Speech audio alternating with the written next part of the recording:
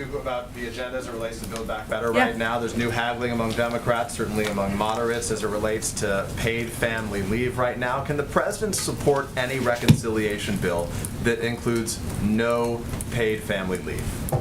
Well, as you know, the president proposed 12 weeks of paid family and medical leave because he thinks it is long outdated, that this is something that should be a reality for parents, mothers, people who have need either for childcare or elder care across the country. That's what he proposed.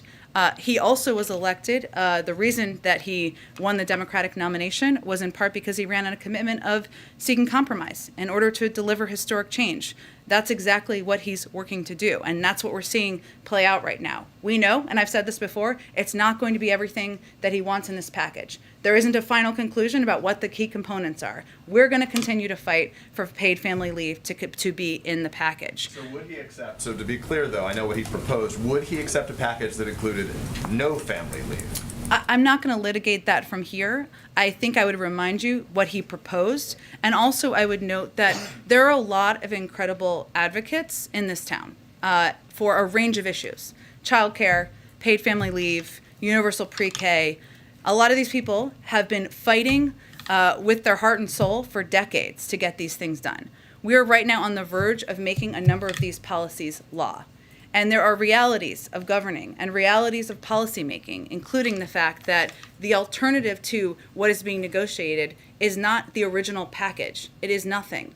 So what we're really facing right now is a question of whether people are going to support the largest investment in climate and clean energy. Do they want to be a part of the largest investment in early childhood education in history? Do they want to make healthcare more affordable and accessible? Or do they want to let the perfect be the enemy of the historic? And that's what we're talking about right now in these negotiations. Throughout the campaign, the president, I can pull up some of the dates over the course of the campaign, when he said to large Democratic audiences, says, we're going to get you things like tuition-free community college, we're going to get you paid family leave. As we look ahead, as Mark was just noting, to the president's travels to see Terry McAuliffe today, what do you say to those disillusioned Democrats right now who feel like they put their marbles in this basket and they're not going to get a lot of the things that they believe they were promised would come from Democrats in this administration, in this Build Back Better First, we would say we are going to get those things done. Second, we would say he's 9 months into his presidency. Second, we would say what we're talking about here is the largest investment in addressing the climate crisis in history, 6 times the size of the Recovery Act.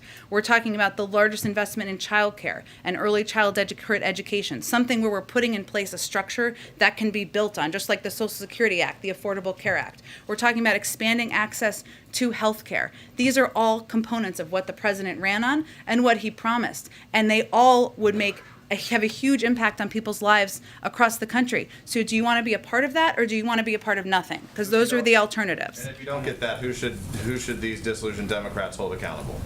Well, look, Peter, I think what we're talking about here is the realities of governing, negotiating, having 50 members of the Senate, not 60 members of the Senate who are Democrats, and the fact that we are still on track to get a historic package through Congress without precedent in history. And that's something that Democrats have a right and should be very excited about. Go ahead.